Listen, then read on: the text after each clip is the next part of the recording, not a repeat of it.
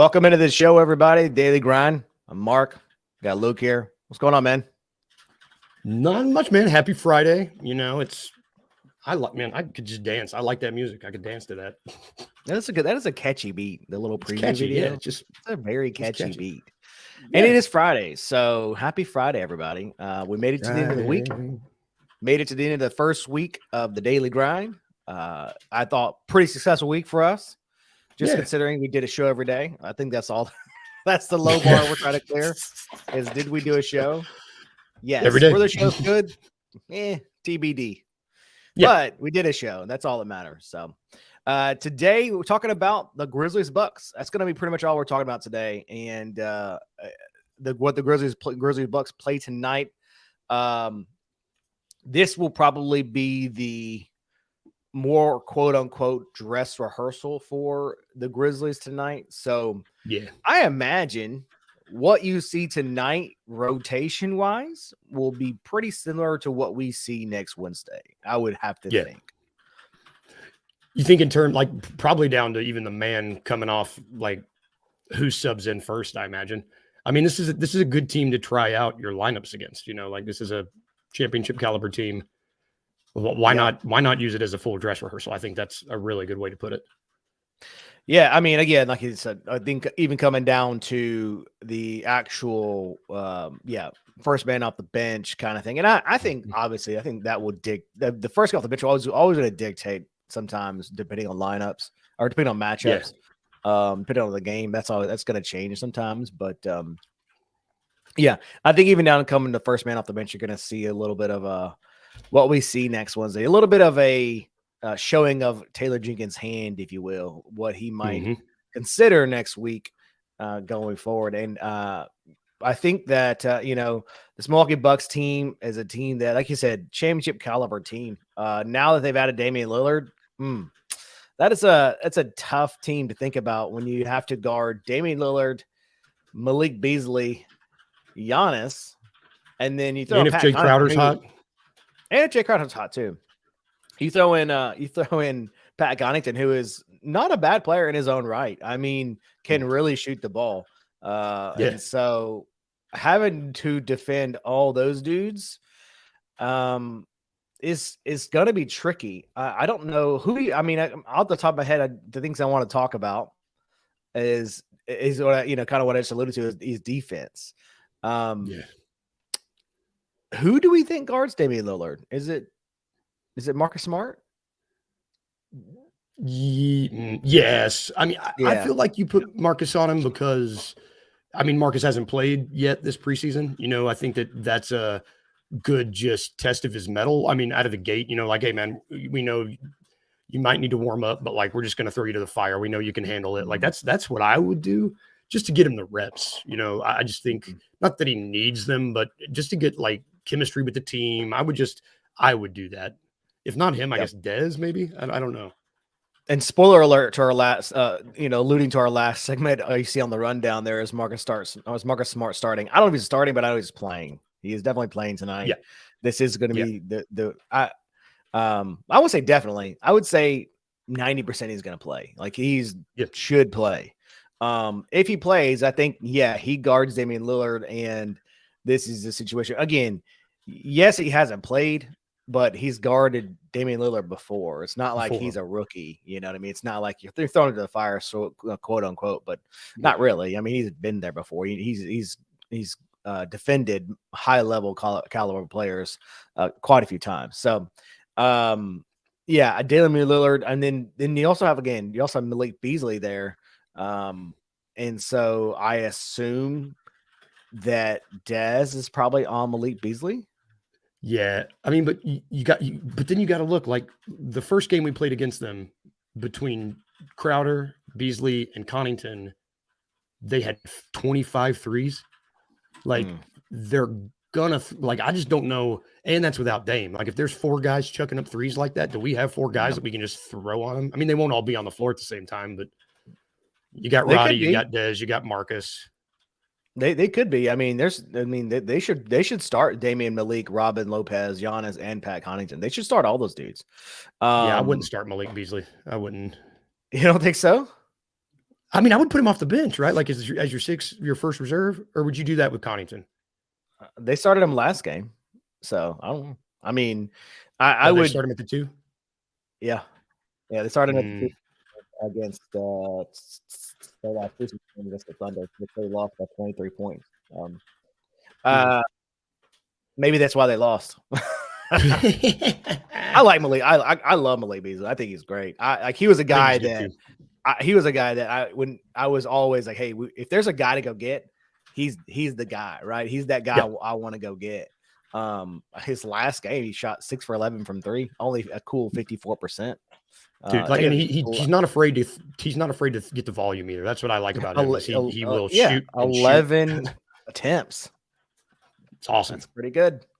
I would like to see Dez. I would like to see Dez in that vein, right? Like just not be afraid to get the volume. And yes, you took 11 shots, but 54% from 3 is pretty good. Like we've established. Pretty damn good. That's pretty damn good. So I would love to see Dez getting that Jordan Poole-esque don't give a shit attitude on shooting. I know he's aggressive through the first couple of preseason games, but I would love to see him even more aggressive. Yeah, like I said, I mean, the name of this game is for the Grizzlies and the Bucks. Yeah, I know it's a preseason game, but our previews are going to be pretty similar to this when we do our regular season games. Just kind of talk about what the Grizzlies need to do to win. And so just like you alluded to and mentioned, this team shoots the hell out of the 3 ball. And so it's something that we have seen the Grizzlies struggle with at times in the past is perimeter defending. So I will be very interested to see what that looks like tonight. I wouldn't be surprised if we see some Jitty minutes tonight either, unfortunately. Like TJ likes him. He knows he can play defense. I don't know. I hope not, but I could see Jenkins maybe panicking if they start making a bunch of threes and just throwing guys that he knows can defend on the perimeter. It's possible. I hope not. I hope not too, but I see what you're saying. And I think it is possible. Taylor does. I mean, I will say this. He has loved him some, Taylor Jenkins, or he has listened to John Contra, but not lately. Not lately. We talked about a couple days ago. Like he got a DNP-CD today in a game where all the 2A guys plays. So yeah, that was pretty telling. Absolutely. So I don't know. In terms of rotation, or even just starting lineups, I assume we'll probably see Derrick Rose. Is that starting point guard? Him and so do we see him, Marcus Smart, Desmond Bane? I will say this: that Taylor Jenkins was asked at practice yesterday who was going to be the fifth starter, and he said TBD. So we're just guessing. There's no real intel here. But my assumption, and you can throw out your own idea here. Starts, yeah. Is that I think Marcus starts. I think the real question is not whether Marcus Smart starts, but whether Derrick Rose starts. Right? Whether you want to have Marcus, Derrick Rose, and Desmond all out there, which is kind of a small guard lineup. It's not super big guard lineup because they're going to roll out Pat Connaughton at the 3, and he's like 6'11". So I would put Z. I would start Z and get Derrick Rose off the bench. That's what I would do. Yeah, so you go Marcus Smart, Des Z at the 3, Z, yeah. And then Jaren and Steven. That's interesting. Yeah. In my mind, I guess my assumption was like, you just go Derrick Rose, Marcus Smart, Dez at the 3, but that's a difficult assignment for Dez. Again, you can switch who he's guarding, but still a difficult assignment because if you've got to have Marcus Smart guarding Damian, Connaughton's very tall. That's a difficult ask, I think, for Dez. Yeah. So yeah, it wouldn't surprise me either if he saw a Zaire at the 3. I would think they would want to keep Kennard coming off the bench. That's my assumption. Yeah, I don't think I think he just fits better there. I think that everybody's more comfortable when he's first guy off the bench, getting some offense for the reserves.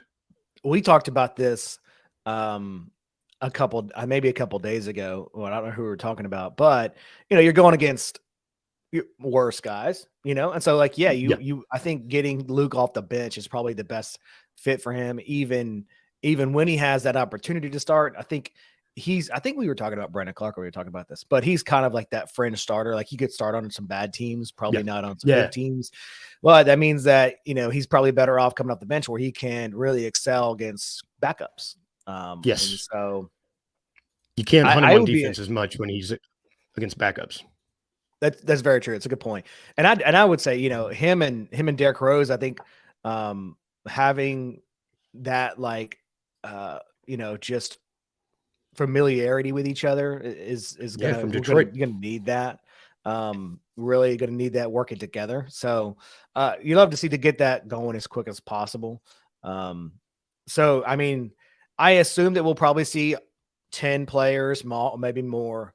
I think 10. But I will be interested to see, after you get Derrick Rose, Luke off the bench, Santi off the bench. Who's their 9 and 10 guys? I assume it's probably Roddy. I'd do Roddy and X. That's who. I would do. I was about the same thing. So I assume it's probably Roddy because that's who we saw last time.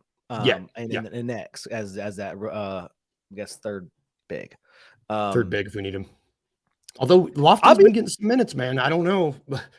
And that's what I said. I'll be interested to see if Kenny Lofton gets any minutes. I will be interested to see if in a game where it's quote unquote more of a dress rehearsal in that first quarter, second quarter, because that's really what you're going to look at. Once you get to the third, fourth quarter, they may drop that off. A lot of times in this last preseason game, they will drop that off and just be like, hey, let's rest on this. No need to get any guys hurt.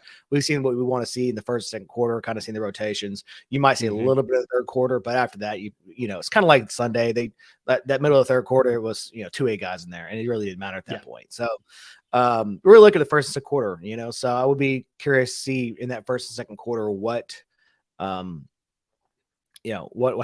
with Kenny Lofton. So let's take a quick break. We'll come right back. We'll continue talking about the Grizzlies Bucks game that comes up tonight.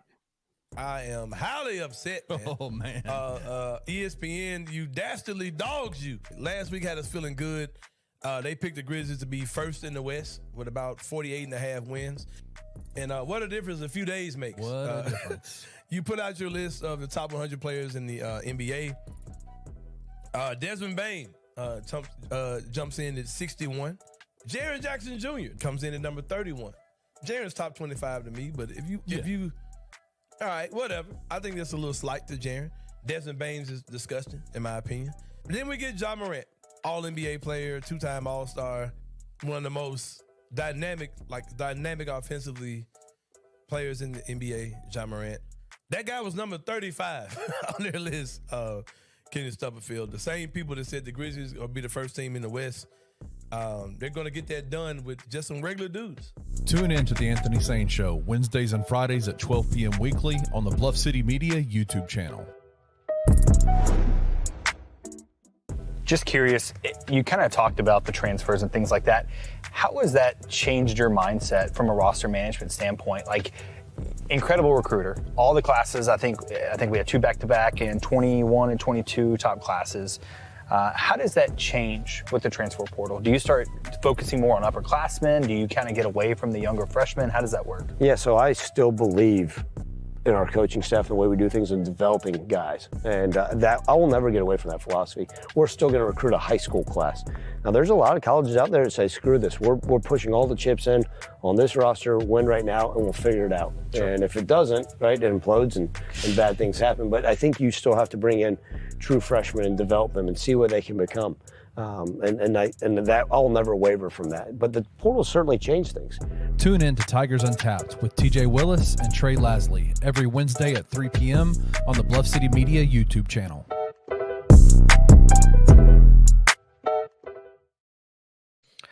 Welcome back to the show, The Daily Grind, right here on Bluff City Media. This is the time where I do the shameless plug every day.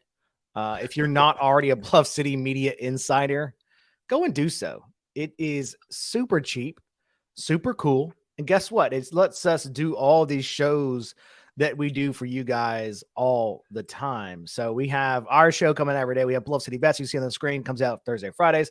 We have the Anthony Sane Show. We got Tigers on Tap. We're just talking all about Tigers. We got On the Bluff with Game Coot and Christian Fowler. We got all kinds of stuff coming up. You join as a annual member. You also get a free t-shirt. But if you don't, you get $5 a month. You get access to our Discord where we chat all the time.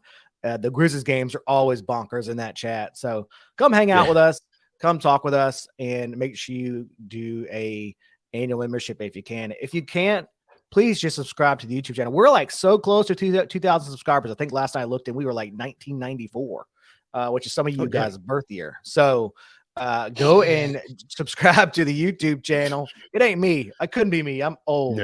But go subscribe to the YouTube channel. It really helps us out a lot. Really boost our channel. And so again, so we continue to do these shows for you guys. So, and also if I like look at my phone at 9 o'clock, it's because the Jaws are releasing at 9 o'clock and I must have the Halloween, the Jaw 1 zombies. And yeah. Those probably, most people probably don't know something, but I'm a huge shoe guy. And you're a sneakerhead and love, I love a lot of dunks, so I'm obsessed with all the over new dunks that come out. So there's also a couple of new dunks coming out today at 9 that I also am trying to get. And I hate the way Nike does their lottery system because I never get them. It's so stupid. No. I tried to get those Yarritos a couple months back or 2 months back, couldn't get them. I mean, every time they come out with some, I try to get them. It's tough. It is tough. My prized possession is the Nike Halloween dunks from a couple years ago. I don't know if you've ever seen the zombies, the mummy dunks. And yeah. You know, if you remember the mummy dunks, they look like a mummy. They glow. They have eyes that go in the back. Those are awesome. They retail now. They're like they go on resale. They're like $600 on resale now. It's crazy. Dude, I told my wife it's an investment. Jaws are never want to sell them. Jaws aren't bad. I mean, in terms of like just shoe prices, they're not bad. I mean, they're $130. The normal ones are fine. The normal ones are the zombies are $130. So like I'm cool with that. I do think they're gonna go pretty high on resale. So I'm trying to get them off the top. So if I don't get them, anybody else gets a size 9.5, I'll pay an extra $100. If anybody out there listening, you know, just as a side note. So I got all my friends and family that got the notifications on for those jobs. I might end up with like 3 pair. So that's okay awesome. Though. I'll figure if I end up with 3 pair, I'll figure it out later, I guess. But anyway, let's get back to the show. Enough about sneakers. Let's get back to the show. Although I could talk shoes like literally all day. Let's talk about the Grizzlies Bucks game tonight. We got a new segment on our second segment. It's called the Stats Monster. Our little stats monster right here. Yeah, he will show up. He will show up whenever someone has a gigantic game or when we feel like someone's going to have a big game tonight. So I don't know if we have an actual stats monster tonight. I just use this as an excuse to introduce the segment. But let's talk about a possible stats monster for the Grizzlies tonight or on the other team. But I think that, why don't you go first? I'll let you lead off with your stats monster. Who I want to be the stats monster, Steve-O. I think Steve-O is going to have I'm going to say 12, 13 boards. I think he's going to bully Brook Lopez out of there. I think he's just going to be like, hey, remember, I'm the strongest man in the NBA, second strong. Yeah, I think he's going to want to play well against Giannis and Bobby Portis and Brook Lopez. I just think he's going to, because Steve-O's, he's a tough son of a bitch, I like watching him down I love watching him down there just doing his thing. And if we can get him going down there and if he can make a couple shots, I would like for it to be Steve-O. Interesting. I'm probably going to have to go opposite for my stats monster. Mm-hmm. And the little guy we talked about in the last segment, Malik Beasley, he is a recipe for disaster for the Grizzlies. And what he does, they always struggle with. Now, again, maybe this year's different. Mm-hmm. This year they finally got it. I don't know. But the data tells me that it's not going to happen. I'm going to go with Malik Beasley. I think he'll probably be the stats monster tonight. I think he'll have a big game. Just looking at his game, like we talked about last game, last time, 11 3-pointers. I think he gets the same volume and the same looks tonight from the, especially if they have to roll out. Again, if they roll out Z and have to put, and they could probably move Z onto him. Maybe that's different. That's a different scenario. Because he has. They don't have the length otherwise. Yeah, they have shown that his proclivity, like that big word. That's a good word. Yeah, I know. That came out of nowhere. I'm actually not that smart. I promise you. Sounds nice, but I am not that smart. He has shown he is willing to work on defense so far this preseason. So that might change some things, but I think Malik Beasley is going to be our stats monster tonight, and I think that's going to be detrimental. Another big word, man. I am full of it today. It will be detrimental to the Grizzlies. I mean, it is a Friday. I'm going to start drinking early. Maybe, I don't know. Why not? Well, I was like, speaking of personal things, I think I was like, I'm going to go to the movie tonight because Killers of the Flower Moon comes out tonight, which I don't know. Again, wait, tonight? Does it come out tonight? Comes out today. Yeah, man. Yeah, that new Leo DiCaprio movie is going to be. Leo, he's so good. So I'm interested in seeing that. I'm trying to convince my wife to go, but she doesn't like quote unquote scary movies. Anything 3.5 hours long. Yeah, well, that too. But we went to the Taylor Swift movie last week twice. Well, she did twice. I went to once. It was 2:45. It was great. My wife has been to like several Taylor Swift concerts all across the country. Taking the daughter to one. She's a big fan. And so I'm a big fan. I've heard the shows are incredible, like production. The shows. Look, I'm not a huge Taylor Swift fan. I think she's an incredible artist, incredible songwriter. Some of her songs are good. I'm not like, hey, I'm not like every song, like whatever. But she is a credible performer. The show was, I mean, I just saw it on TV. I mean, the movie, and it was incredible. So I can imagine what the shows are actually like in person. And she is an incredible performer and puts on a great show. So if you haven't seen the Taylor Swift Eras Tour film, you should. But tonight I'm going to try to go see the Killers of the Flower Moon movie. So I will maybe have a review for you on Monday. Maybe not. I'm going to definitely try to go, but I don't know if I will because I have to convince someone to go. Actually, I'm a guy who will just go to the movies and like by myself. I used to do that all the time. Just go to like a matinee by myself. It's fun. I love going to the movies. It's one of my favorite things. As a film guy, obviously that's one of my favorite things, but I love it. So, yeah. So stats monster, we got way off track there, but Stats Monster is our new segment for the season. Who we feel like is going to be good, who's feel like is going to be good tonight. So let's take another quick break. We will wrap up the show when we come back, and we will talk about who we think, what we think of Marcus Smart and how he might play tonight. Seth Hennigan just still he doesn't look himself. He just doesn't in the big moments. He's not making the plays that have to be made. If you look at the raw stats, they're not terrible, but the 2 interceptions. Yeah, and he fumbled twice. They didn't lose those fumbles, but 2 fumbles and 2 interceptions. One of them coming at a terrible time on a 4th down. Late in the game when Memphis really needed to put points on the board. But I just don't think Seth is playing well enough to elevate this team. Right. I think he's playing well enough for Memphis to be fine. But as far as for them to do something special and to elevate this team, he's just not playing like that. Tune in to On the Bluff with Christian Fowler and Gabe Kuhn every Tuesday at 12 p.m. on the Bluff City Media YouTube channel.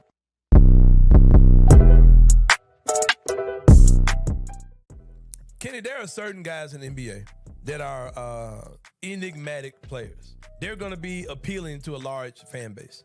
But when you have guys like that, who like Ja Morant, who have off-court issues he's had, Kyrie Irving has had the things he's had, the NBA doesn't particularly like the fact that those guys are larger than life. If I'm the NBA, if I'm ESPN, who of course are working together on all this stuff, I'm going to start telling you who you need to like. And it's going to be a different type of guy to kind of play off of the guys that are going to be there anyway.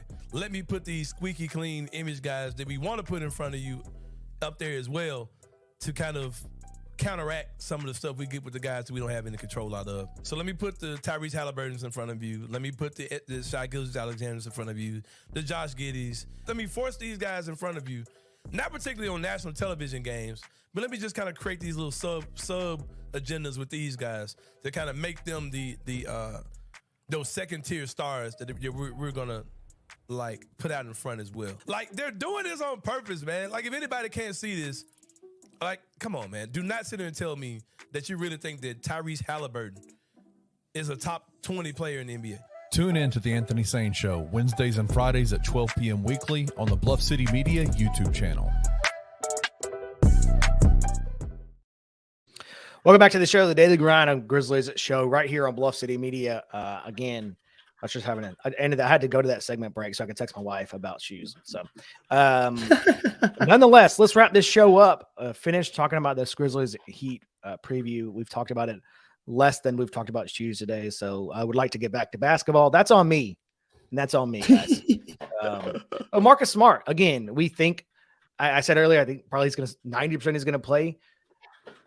Do we think he's going to start right off the bat? That's really the question here. Or do we think that Taylor Jenkins might be, like you said, ease him in a little bit and maybe bring him off the bench? I guess it depends on how hurt he was. I don't know what was going on with him, but I would start him. I mean, I don't feel like you get Marcus Smart on this team to bring him off the bench, not to start. Like maybe when we get everybody together and we see how pieces fit, maybe he slides it into the bench. But I don't think you bring him onto this team to not start him. I just think that what he brings defensively and what he brings energy wise, you need with your starting lineup. So I would start him. If God forbid it just doesn't fit, he doesn't fit out there with the starters, then I guess you reshuffle, but I would just start him. Yeah, I think that, if he's playing, I think he starts. To be clear, I think his injury was something along the lines of something with his stomach. I don't know. I don't think it was ever really said what was wrong with him. I never saw a press release on like injury update or anything from him. I think it was just he's injured and we might see him in the beginning of the season or whatever kind of thing. So I think you're right. If he is healthy, if he is available, I think he should start. We've talked about what we think that rotation is going to look like on the back end. How many minutes do you think Marcus Smart plays tonight? Or actually, how many minutes do you think all the starters play tonight, just in general? I bet they'll play him at least 20, at least. Yeah. I mean, I would say 21 and a half, 22 minutes is what I would do at least. Just to get him together, just to get him out there together. I think that it is. Sorry, I'm buying shoes. I think that is going to be at least 20 to 23 minutes, is what I think. I think that you'll see him play the first 2 quarters and a half. And after that, I think that probably they're done for the night. So, that'll be my assumption. Why risk it? Yeah. No reason to risk that. We'll know what we need out of them in the first half. We'll get an idea. Giannis isn't going to play the second half. Like, we'll know. Yeah. So that's going to wrap it up for our show today. Again, we glad you've joined us this week so far for the Daily Grind. We appreciate you guys tuning in. Later today, coming out on Bluff City Media, Anthony Sancho comes out at noon today, and then Bluff City Bets comes out at 3 today. So you guys tune in for those shows. Fantastic shows. I know Anthony is going hard on a couple segments that he had in the studio yesterday when they recorded last night. So that will be probably interesting show. Great, man. He's a hoot. Fun show to watch. So make sure you guys tune into that. And really, again, like I said, if you haven't already subscribed to the YouTube channel, make sure you do that. It really helps us out, really helps out the company so that we can continue to bring you guys shows like this. As much as we love doing it, it does cost me money. So we appreciate the support. And we want to keep doing them. We love doing them. And so we want to keep providing the shows and the content for you guys. So if you haven't already done so as well, make sure you subscribe, become an insider. It's only $5 a month, super cheap and super easy. So we appreciate it, guys. Thank you for helping us out, and we will see you tomorrow.